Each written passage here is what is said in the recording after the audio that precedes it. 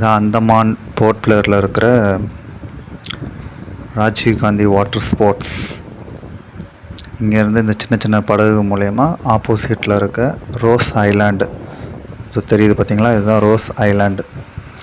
இந்த ரோஸ் ஐலாண்டில் இந்த பிரிட்டிஷ் காலத்தில் இது ஹெட் குவார்ட்டராக இருந்திருக்கு.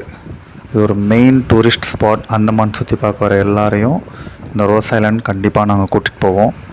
இங்கே நிறையா மான், பழைய பழைய பில்டிங்ஸ் எல்லாம் இருக்குது. ஸோ அங்கே கூட்டிகிட்டு போய் ஒரு 2 hours அங்கே சுற்றி காட்டிட்டு அதுக்கப்புறம் ரிட்டன் போர்ட் பிளேயர் வந்துடுவோம்.